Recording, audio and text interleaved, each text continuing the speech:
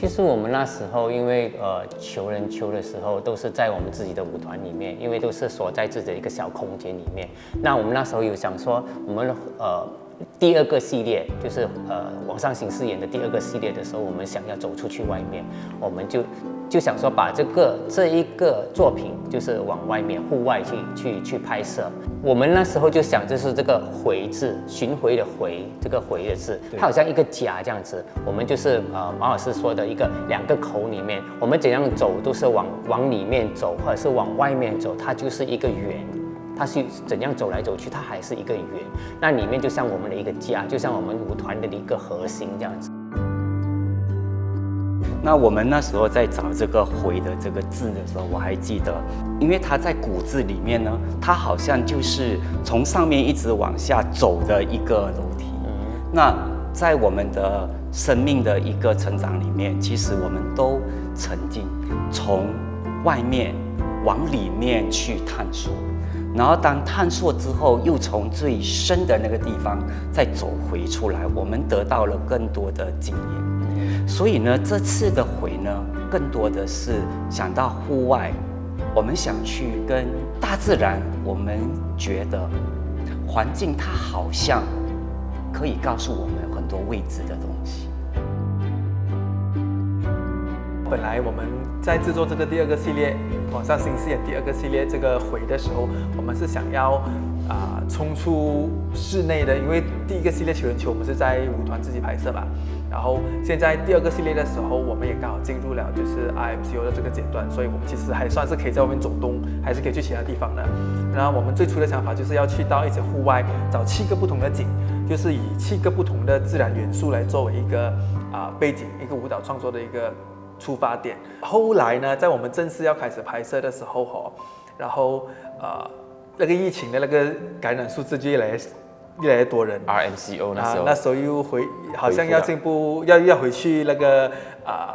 CMCO， 所以我们就开始来讨论说，如何以一个最简单的方式来应对这个转变。然后后来呢，就经过很多的讨论过后呢，我们就最后只选了4个元素，就是地、水、火、风4个元素。如果说土壤它是愿意，那我们说水它就是穿透嘛。那你怎么困着它，它都会落地，它就会把它就是我们说穿动。它其实就是一种向前的勇气。然后另外一个我们说风就是他的帅气跟他的愿意改变，他不质疑。当他去到了一个地方有一个阻挠，他就顺势而转。然后火的时候，事实上是一个初心不忘。只要你的心中有那个信念的话，不管是在怎么样的一种形式里面，它依然保留着那颗心。所以我觉得这次的地水火风，在我们去到户外的时候，然后就是我们也感受到地水火风给到了我们一种生命未知的感受。其实我们这一次的地水火风，其实我是觉得它是一个不是定型的一个形状的，这4个阶段它们都是无形，或者是它可以对我千变万化。它在环境上的给它的一些什么样的一个东西，它就会从它自己会去适应它，适应这个环境和适应这一个大自然。我觉得这一个东西就是我们的人的心态里面，应该也是像他们这4个地水火风这样子，可以随时间或者是随环境而改变自己的一些思维。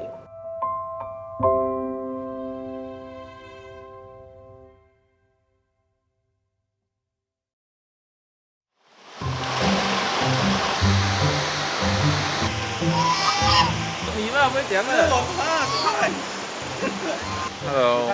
我们现在来到Sungai Jongga来做场地考察，但是你们看一下，27号到9号我们没有办法进去啊！不要阻止我，你不要阻止我。你在这里？不要爬进去啊！对啊，因为很多人每天来玩水的嘛，所以他不会收住。这是属于Selenga Tourism的。等下怎么在管理的？拍摄嘛，所以就拍不到里面。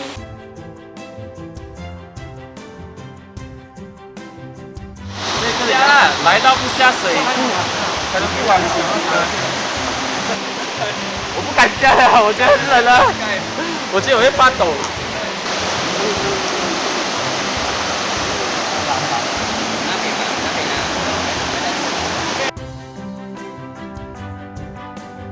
我觉得它让我们更多的是不一样的去观察自己的能力，因为当你在面对条件种种困难的时候，比如在那些地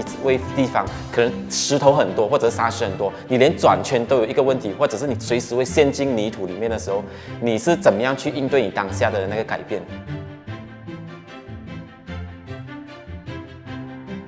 其实啊，我们也要想想服装，然后就上面这个也是它哦，对，这个就是我 try 扔过去哦，看你尽量避掉那个房子啊，然后说。其实青色的也蛮好啊，衣服，因为融在一起嘛。给它不同的绿哦，就是有点像苹果绿来不其他的，亮的咯。协调色啊。对对对。啊，有阳光晒很美。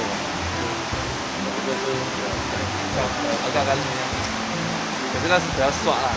也是拿比较。啊，对，我们到时候会要来耍饰。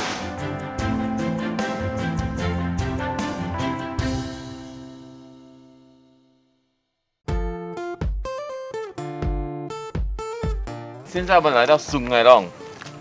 然后呢，sungai long的这个它的地方叫sungai long hill，我也没有来过，所以我不懂它是什么 hill。来，我们来听一下我们很好料的导游然后很多来 hash 讲解就开始开山路，所以那天他们带我就开很厉害呀1号的山路。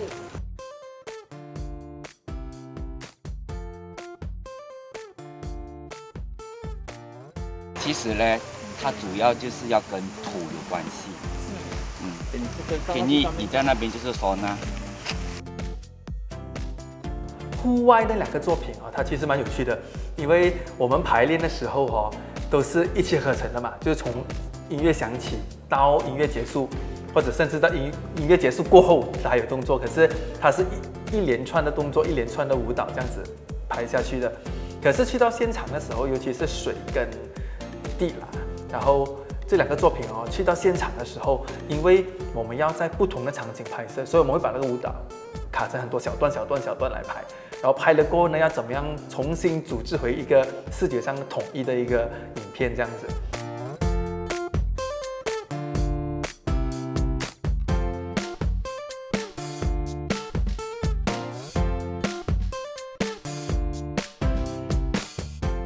这里是哪里？恭喜 KL 中午的对不对？这边啊，现在变成一个剧场或者是一些展览厅这样子哦。如果这个的话，就是管的话，有那个管变懒。还是这个比较理想。跟他们中文还有金泉，其实他们因为他们刚刚从国外回来的时候，我们早期有跟他合作做一些东西，然后过后就有一大段时间我们就没有再合作，然后过后近这几年，近这两舞团的节目基本上都是我来跟他们做灯光设计了，所以过后我们就接回来，就是我们就一直有合作的这样的机会了。我是小台，我觉得是够亮的，如果3800-3000多。入门上去够了，我觉得是够了。如果你是排第6的话，因为它离越降，它后面的影子就越大。对啊，你可以玩影子要看它的距离咯。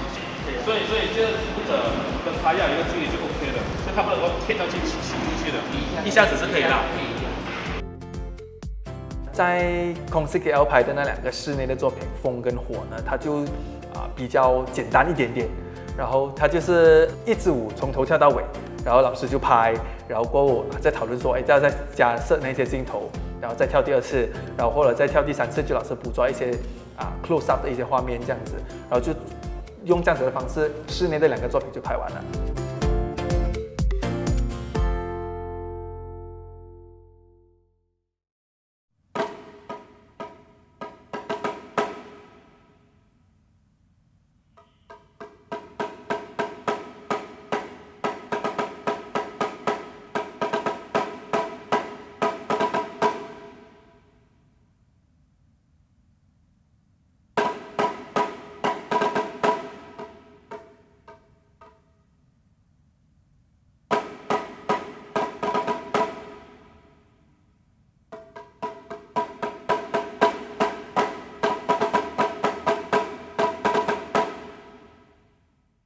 我中学毕业过后，我也想往舞蹈这条路发展，然后我就去了香港音乐学院，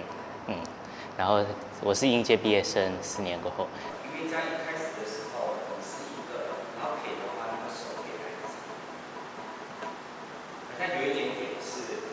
你本身那个水的话，你按那个水，下去。都回来了，然后因为是疫情的关系，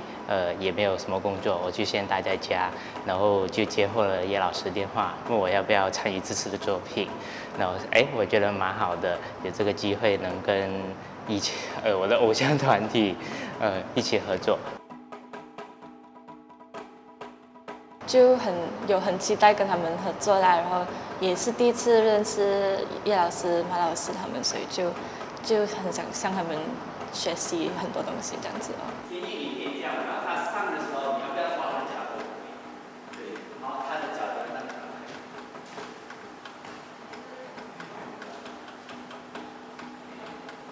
我反而会觉得，你给他一点机会讲，你这样子你这样的话，你从这边，我给你，你不用这么快，因为什么？左 L 和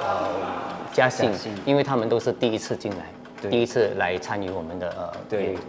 活动作品。那我开始也是去担心，就是说，我们会不会要用多一点时间？因为他们的训练跟我们的体系是不一样，对吧？完全是不一样。那我觉得，他们进来的时候，当第一天排练的时候，我就觉得他们2个人的心态是不一样的，因为他们2个人的排练的时候，他们2个是一直准备好，一直在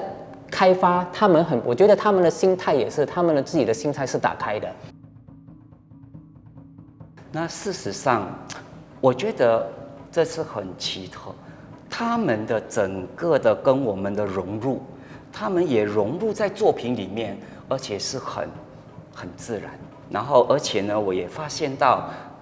有很大的感动是他们在那个作品里面呢，好像是这个作品，它就注定是跟这个人结缘的。所以这次的在创作上，然后在整个拍摄上，我都觉得有一样东西，我自己觉得很巧妙，它很融合，然后我很喜欢这个气流，这个气氛。主要是我们会，因为如果站在河里面跳的话比较难，他说我们会有在石头上面跳，那我们就想象我在石头，然后我是一个石头，或者我是站在石头上面的一个气息，一个生物，我也可以是生物，我也可以是那条河，我也可以是在河上面捞水的人，所以很多想象哦，我也可以那边是小孩子玩水啊之类，用这种去一直想象，怎样编出一个动作出来。所以你有去到最多是吗？你之后的涨幅就越大，然后你再往最大的涨幅再进去，你这个就是 process， 所以它好像是成为那个棒打在骨上去看得到。编舞过程还可以啊，我觉得还蛮顺利，因为在这边也是，就是还没有到那个现场的时候，不知道那些石头啊什么有什么影响到。我们先讲这样，不然的话，其实我们可以用上面或者用下面的比较平的地方。到那边的时候才比较原来是要换很多东西啊，然后要再调整很多动作，然后也蛮好玩的啦。就因为我还蛮喜欢那种site specific 的那种，你怎样跟那个地方去互动这样子。现在因为水流很大，所以我们遇到一个问题，就是之前要在平地的地方，现在水流太大，我们没办法在那边。我们在找着 Plan 2。我们第一次去考察那个场地的时候，是完全没有涨潮。然后我们正式第一次去彩排的时候，就涨潮来了，水位很高，整个水位很高。然后我们第一次去看的时候，那个石头本来是可能讲那个石头是一个10分这样满的，可是那个水位只是去到8分满，剩分2份那个石头给我们去跳舞，所以当下我们就遇到很多问题。因为它是不同的场景，在排练室都是平地，很多东西你都可以做，因为你不在当下。当你到了那边当下过后，有些东西是无法，有些动作啊，或者有些你的想象出来的东西是完全跟你截然不同的。那么过后，你就要在当下的时候给出最快的反应，而且它是一个河流，它自然就会有一个旋律给你了。它给你的感觉啊，风怎么吹啊，它的水怎么流啊，所以很多都是在当下我们即兴出来的东西了。当然也有我们编排过的东西，那我们完成不了过后，我们怎样再从其他动作来去融合那个环境，就好像一个相互作用一样哦。在于动作上呢，我们就以不同的片段，然后把它一小节来呈现不同形态的水的能量，然后再把它串成一整幅，让你看到水的各种形态的画像的一个方式来呈现。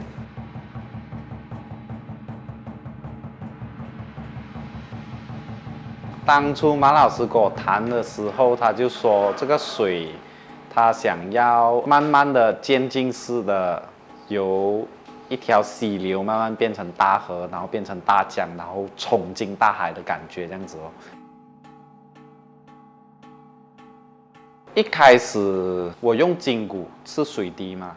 过后他就加丝骨进来，就颠后整个音乐上的一个听觉效果。但是整个东西我觉得也，因为毕竟是鼓嘛，鼓的话它就有点，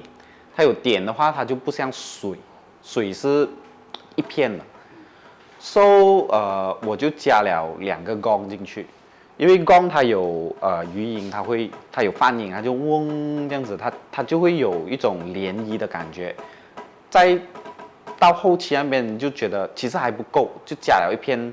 大的风螺的声音进去，所以它就有一种大海很澎湃的感觉这样子。因为海纳百川嘛，就所有的河哦，它可能它的开始都不是从下面上来的，它可能就是一滴一滴的水，上面雨水这样子下来，然后聚集起来，然后变成一条大河这样子的感觉啦。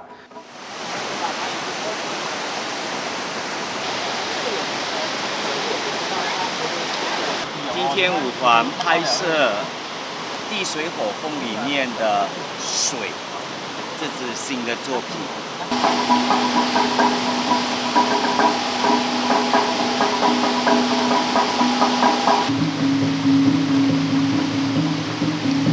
就是之前我拍摄的时候都是属于比较即兴的一种拍摄方式，当然这次马老师的团队跟整个策划来讲，比较有规划的一种概念，就是然后在整个事前的准备啊，像 storyboard 啊什么都会做好出来，然后先让我有一个初稿，让我有一个不同的一些想法拍摄，所以我觉得是一个蛮不一样的感觉啦，这样。试一下。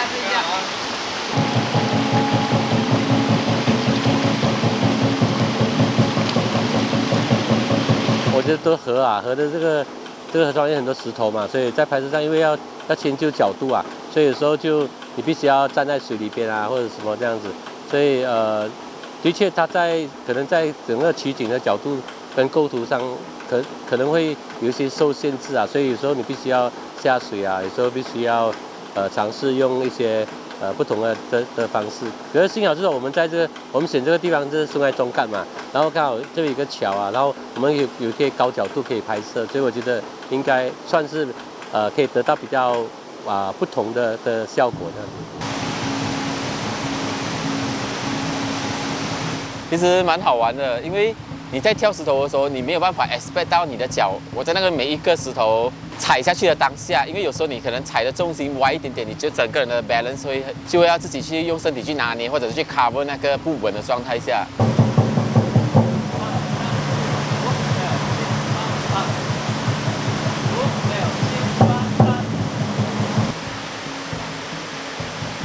觉得最难的应该是最上面的那一个，因为我在很高的地方，然后我的下面都是水到完，然后因为我一不小心踩滑下去，就真的是就下水了。然后加上那些石头可能比较滑，然后我又要在上面转圈这样子，所以就蛮考验自己的稳定力的。就你要 get 到那个石头，那个它的 limit 到哪里，你又不能超出它的 limit， 你就只能大概在你知道那个范围，所以你要重新。我记得第一次来排的时候，就重新来了，适应那个动作完全就没办法做，所以就回去了，重新再改过咯，就改成去为了这个环境而符合他的动作这样子。下一个人，还有一只大青蛙。我有一颗石头是比较倾斜的，在上游。那因为我有很多蹲下起来的动作，那当下一定会很滑，所以我会调整咯，也是用我的身体的力度来调整哦，也不能太猛，也不能太松。如果你太松的话，你就可能会滑下去了。所以就是用一个很适中的力咯。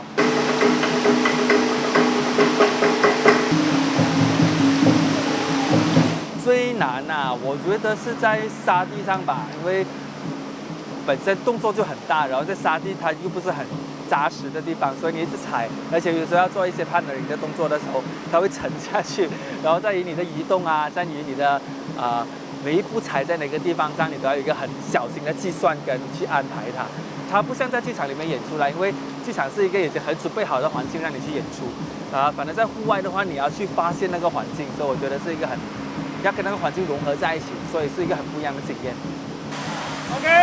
1、2、3，下。下。其实基本上来讲，我就会先以景，然后再来结合人，然后人的肢体跟整个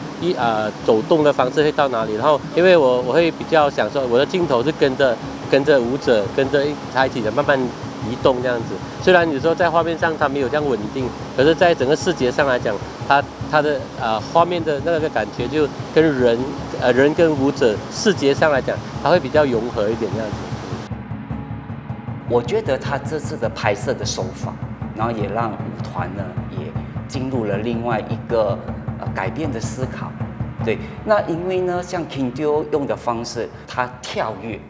所以呢，当我看到King Teo 他在拍水的时候，他的整个的身体也在晃动的时候，我虽然在远远的我看着他的镜头，我说这个镜头是属于流水的飘。对，那我自己是觉得，这又是一个很大的学习。对，我先拍，这里先拍收动，然后等下我再从上面的回下来。这样，拍擦边啊。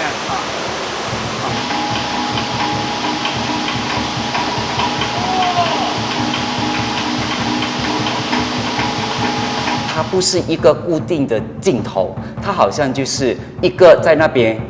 就是停止的眼睛再把一样东西录下来，它在移动，我感觉到呼吸。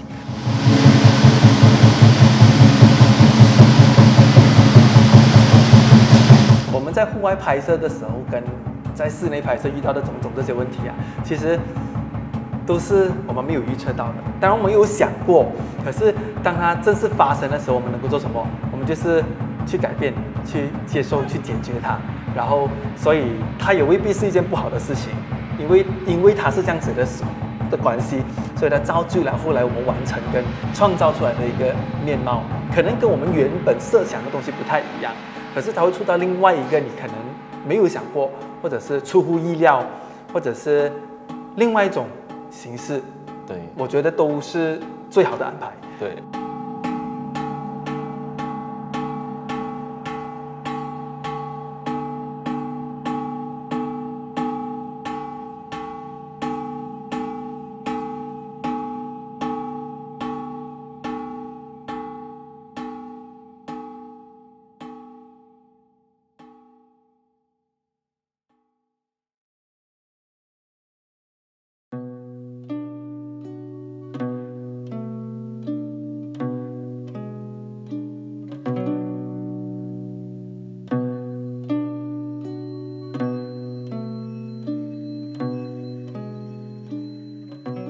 在这个作品里面呢，我们就是在跳的时候呢，我们其实除了是幻化成为风以外，然后可是同时我们也要是一个角色、一个人物的存在。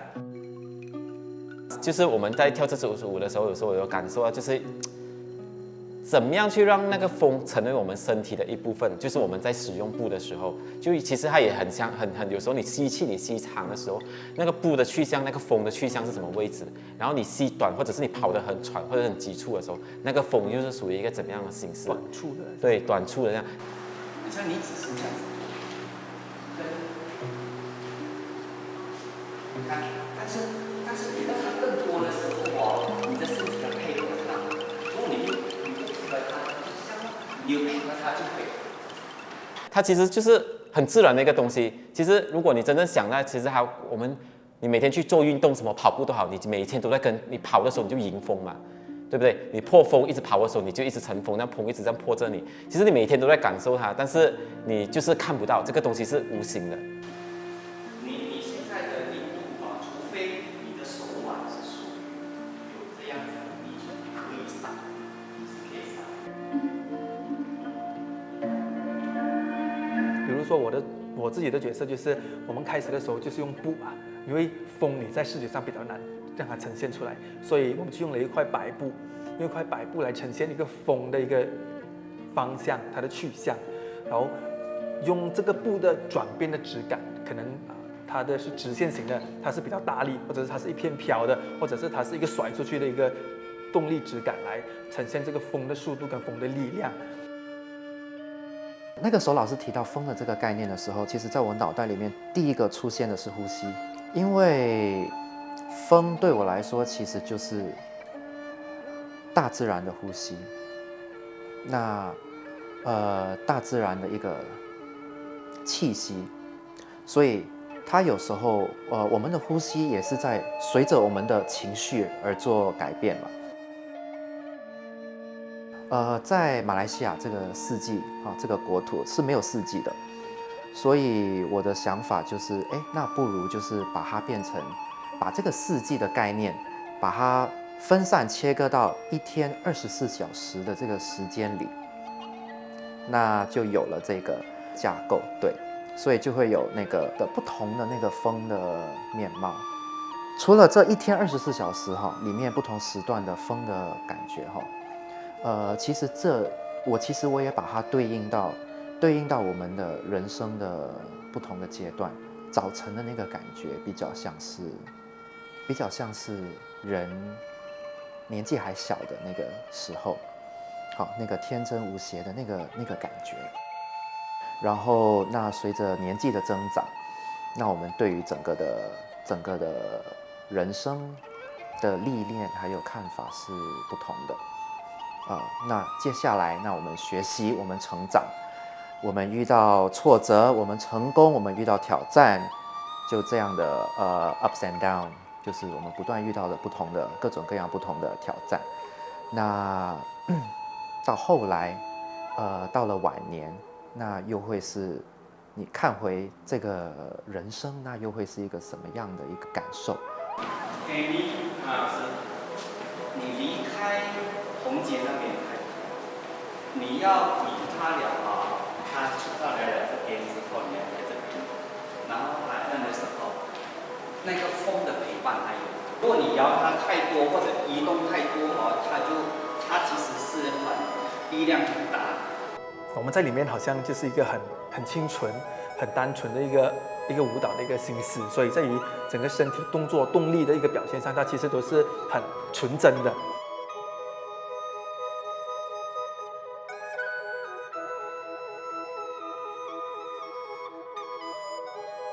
然后这次我们在这次的演出，基本上因为我们想到它是拍那个 dance video 的概念，所以我们也不要把它变成太剧场化，而且在公司 KL 这边做演出，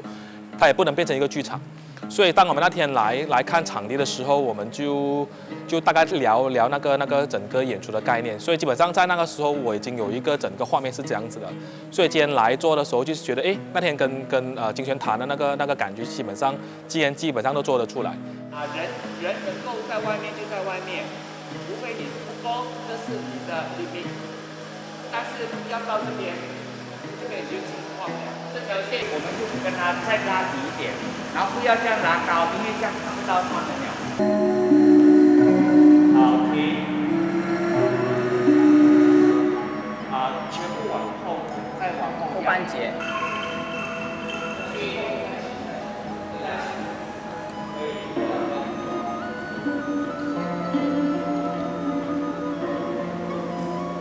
但是在后面的时候，那边有什么camera 要看 camera 的位置，它拍这样宽的，我觉得应该不会也太对。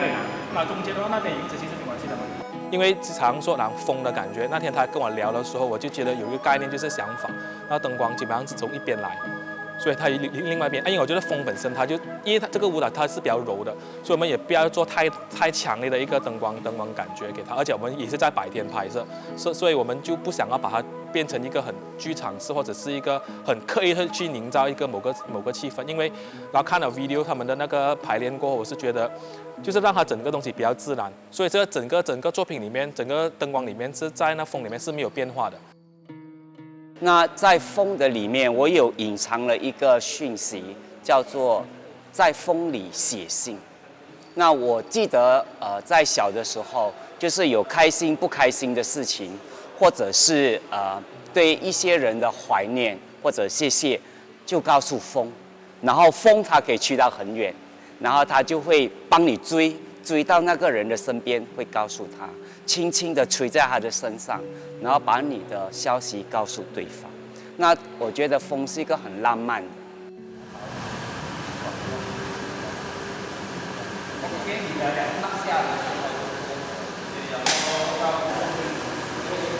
第一个是风嘛，那风的感觉的话，那个是比较，因为光线的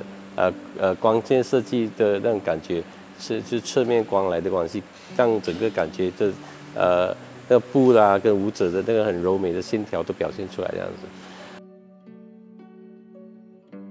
当然我会比较喜欢，可能就比较贴近跟我的这个拍摄的相机跟舞者之间可以共舞之间那种感觉，是我比较喜欢的啦。可是因为也要考虑到整体的那个视觉的效果啦，所以其实灯光已经具备了，就是我们有灯光师的一个设计很好的灯光，然后当然我们团队也有几个不同摄影师在不同的角度去做拍摄，我觉得在整个拿捏上来讲，我觉得比户外其实的确是轻松很多啦，这样子，在这个地方它比较宽、比较大 ，compared to 我们的 studio， 所以就比较自己可以放得出来多一点，这样子我感觉。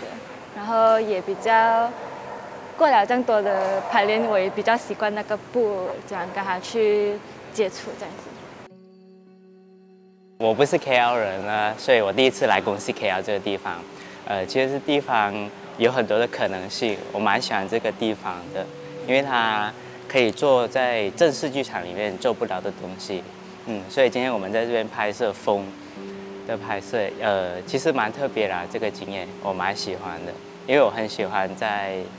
不一样的地方接触舞蹈，而不是只是在剧场里面，那今天来到这个正式排练，在公司 KL 拍的时候，我觉得它整个东西是很唯美的。在这一个疫情里面，我们的情绪都很波动，很担心，很恐慌，很担忧我们的之后会怎么样。可是这一个舞码在让你整个人很稳、很静、很沉、很有诗意性的。那在做创作风的时候，有一个比较难的给舞蹈员的挑战，就是所有的动作里面，包括他们的整个身体都要如轻纱一样，那块布一样，那么的轻柔。这个作品它自己的简介很简单，就是顺风的时候呢，你就不惑，然后逆风的时候你不惧，它就像是一个人生面对所有的情况之下的一个勇敢向前的力量。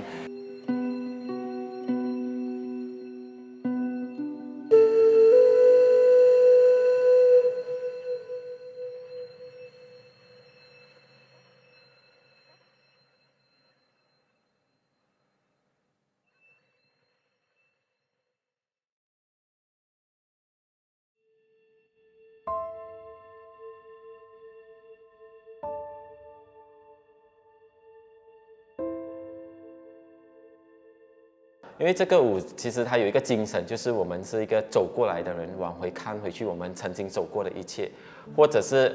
另外一个以第三者的角度来，就是你看回一个古人或者一个前者，就是他曾经走过的那一些路，然后那种精神。然后在我开始跳的时候，我一直会比较讲，要控制着自己，真的是就蓉姐讲，我真的是收敛。但是当你要控制着自己的时候，你还是要把能量跟你想要传达的信息啊，把它投射，把它放出来。对。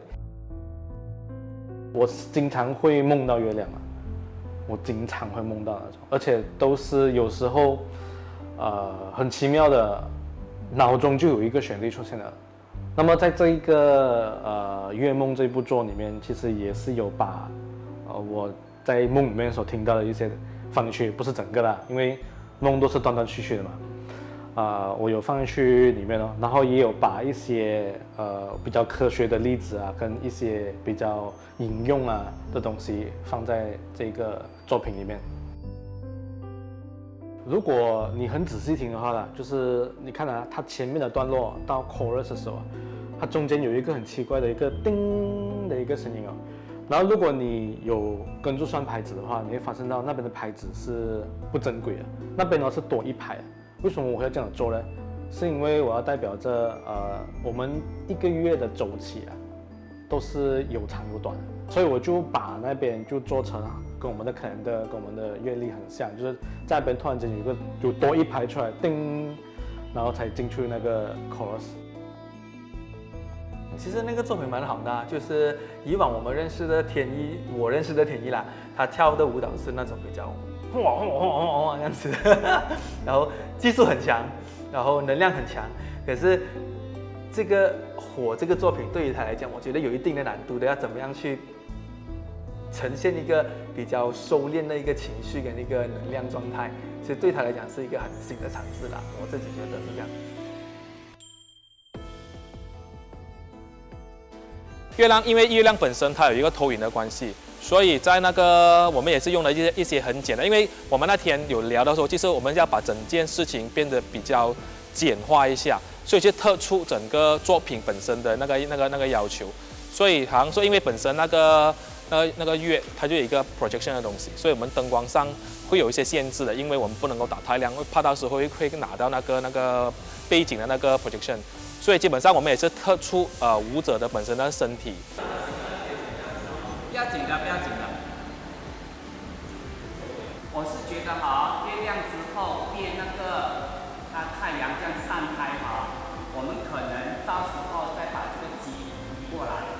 我本身的一个概念呢，其实我一开始就不想直接想到的，人家就看到火啊，或者是看到太阳啊。然后我后来就觉得，月亮。然后因为我觉得有一个很巧妙的东西，就是你可能未必看到是最真实的，但是那个最真实的后面，其实是那个真相，那个初心。给月亮感觉是，我觉得就另外一种比较对比的一种视觉的效果这样子咯。所以我觉得这。当然室外的话，大自然的光线跟室内的灯光呢，我觉得它是两个不同的，我觉得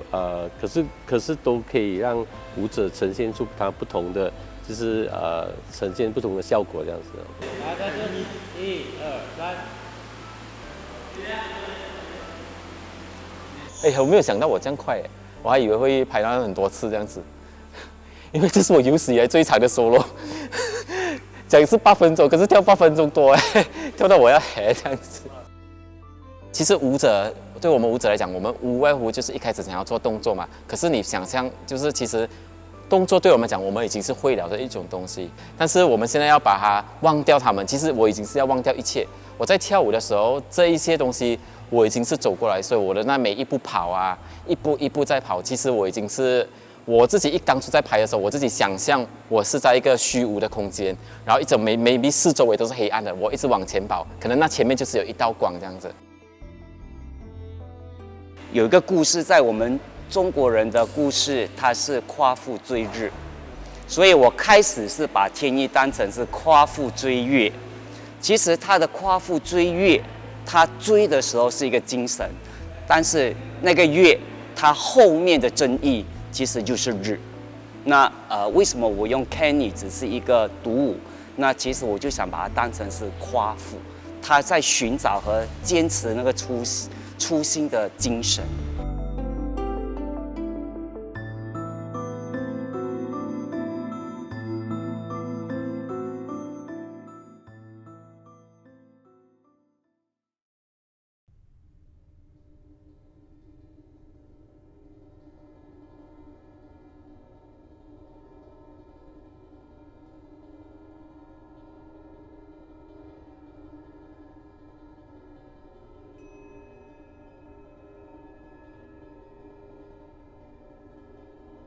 这个作品是最后一个排的作品，可是它是整个地水火风的第一个章节，它是我们最后完成的一个作品，包括排练跟拍摄都是最后一个才完成的。主要是讲大地给予、付出，然后因为我们人类所有的东西都一直在跟这个土地索求啊，我们拿它的资源，我们开发建筑，所有都在这片土地上，我们生老病死都在这片土地上。然后土地从来都没有说话，它都是无怨无悔的在付出给你。我们现在所看到的东西，我们所经历到的一些环境上的改变、生活上的改变，都是因为土地的给予。今天我们来排练了哦，而且请看上面，我们跟一堆人一起来运动。其实这个音乐是分3个阶段，第一个阶段它是表达大自然的一个声音，所以你会听到有风吹啊，有一些锣声啊，一些声音的频率来去表达大自然就是这样。到它中段的时候，就是想要表达我们人类对于大自然的一个回馈是什么。到后面第3部分就是土壤如何回馈给人类，所以到最后那段时候，其实土壤就是很简单的，我就是已经在那边了嘛，你们生世代都在我的怀抱里面成长跟生长。我跟你讲，我们的那个土啊，可能就在这里，然后之后啊上去哦，那谁你在上面跳吗？你们可以上面，然后之后哦，红姐要在那边。那这个土壤呢，我们去很多它的里面，它在跳的那个范围里面都是有很多小石头啊，有很多就是凹凸啊，它都不是一个在平地里面，它比较是一个对我们舞者来说是一个比较挑战性的东西，而且在这一个可能你今天去考察的时候，你发现是这样子的一个情形，当你第1个星期之后再去的时候呢，原来它已经改变了，因为它随着这个环境或者是随着时间，它把它的好像可能这一个石头已经不在这边了，或者是这个沙土已经不是那个形状了，所以你去到当下的时候，你又要重新再来适应做一个改变，对，再改变还适应它。你就是那些石头来的，然后那个石头，然后你可能有跟随，但是你比较多的是，你是那个石头的那种感觉。所以他的动作的质感我觉得要回到跟他的相合，互相的呼应。我们这在土里面的时候，我们的有一个舞者Joel跟嘎行，然后其实我觉得他们2个在这次的在这个土里面的发挥特别的明显，因为他们每个人都有自己的特色跟那个泥土的感受力，然后造就他们设计的风格就跟我们以往蛮大的差别，就是有很不一样的感受，然后就变成我们4个人怎么样有自己的各自的身体跟那个泥土的一个感受，在那个在地性的感觉，所以就变成了这支舞它呈现出来的风格就比较蛮 interesting 的。我们每次排练就是一来就是100%的嘛，然后就变成可能外面跟我们合作过的舞者都会觉得很怕，跟共享空间合作很怕，因为很累，每次一跳就哇跟你会搞去。可是他们2个的工作方式我是非常的喜欢，因为他们一来就是给到100分。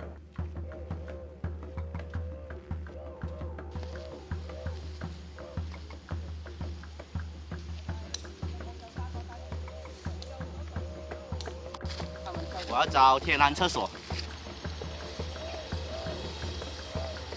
它会有一个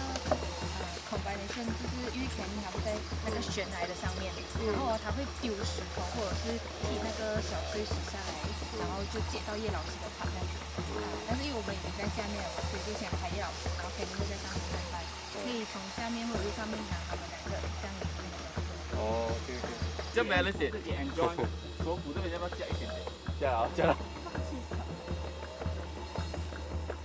老师，不用，这样你翻个身，然后往他镜头扑上去，这样子就刚好。进来呀，进来啊，其实就会这样子看哦，你要出一点点啊，就会看到全部。对，那时候马老师提到土，然后我们想到，哎，这个地方其实是有一些地方有一些有一些人为跟大自然结合的一些景观，还蛮 OK 的，样子蛮适合这个主题。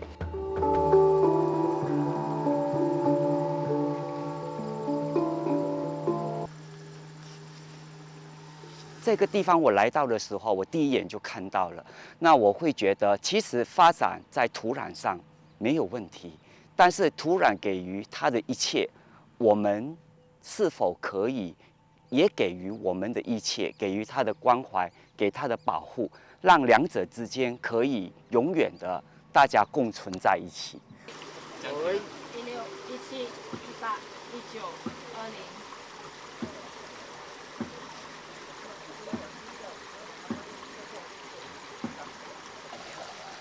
可以往远一点。可以。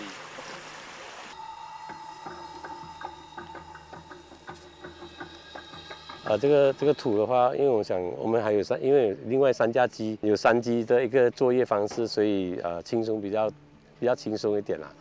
然后整个感觉也比较好，因为刚好今天就是早上云天嘛，然后刚好后来才最后一个阶段出太阳，所以在整个怎么说呢，就是光源上来讲呢，就会比较柔和一点这样子。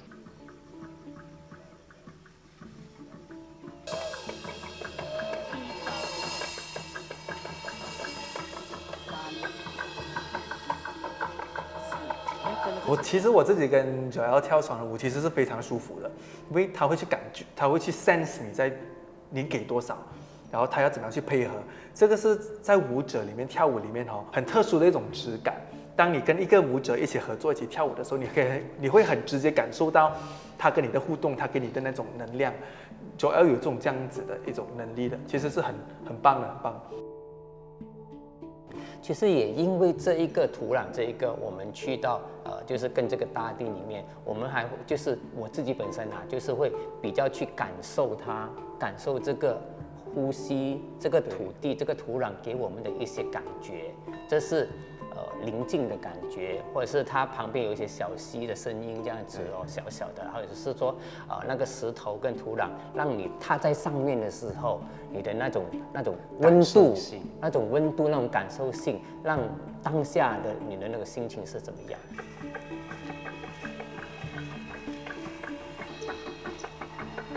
好看。昨天其实下了几场大雨。然后我就跟上天说，谢谢你，好像不是要在今天早上拍摄的时候你下大雨，那我想他会在上面会呵呵笑说，对呀，我先安排，让下了大雨之后，明天早上你们有个好的天气，然后呢也不会那么炎热。包老师，你要调的感觉是斜还是要直？刚才是拍了一个是直。我这样子上去好，调至在右边。不要紧，给他继续。我要看到那个天架桥。在上。可以。我要看到天架桥。我觉得它好玩的，它蛮特别，就是我自己已经先有的一个画面感。我在设计这个音乐的时候，在我的脑海里面，它其实已经有一个很清楚的一个 MV 色调什么东西。但是当我在看的时候，刚才它完全有点抽离我的现实，这个东西不是不好，这个东西我觉得是有趣的，就是一个乐手凭空想象的一个画面，跟一个摄影的人听了音乐过后，他 get 到的 message， 然后跟一个舞者听了音乐过后，他身体的表现，所以我觉得这个是好玩的，是一个三角的一个关系。所以它没有对错，它只有一个交流得出来一个结果，一个成品。所以我觉得它都可以被接受，它应该要被接受。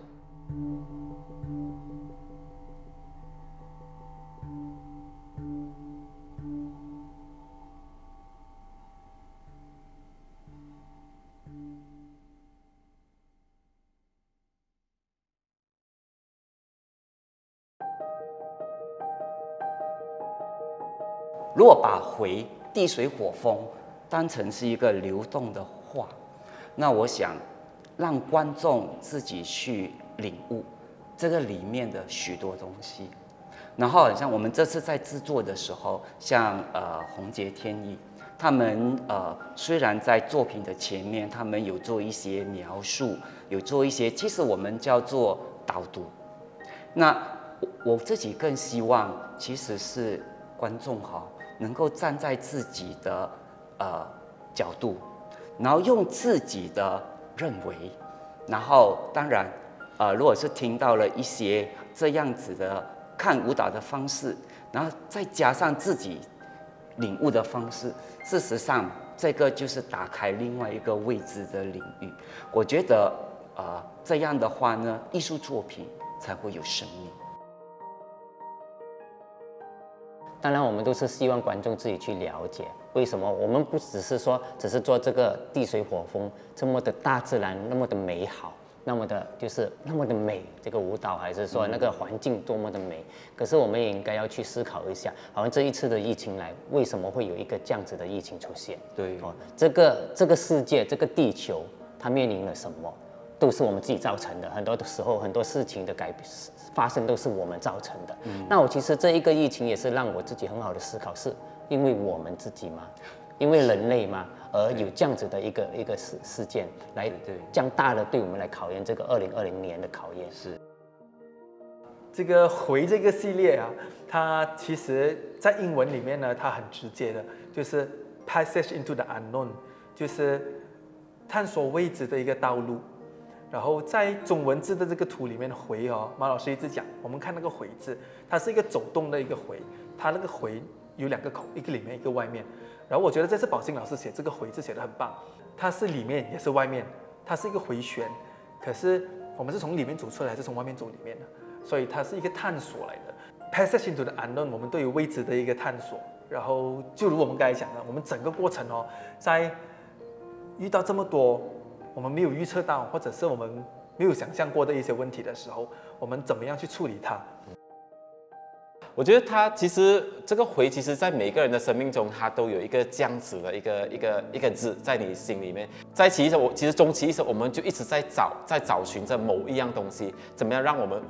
你活着的意义，或者是你怎么样生存的动力，或者是你能为社会带来什么东西。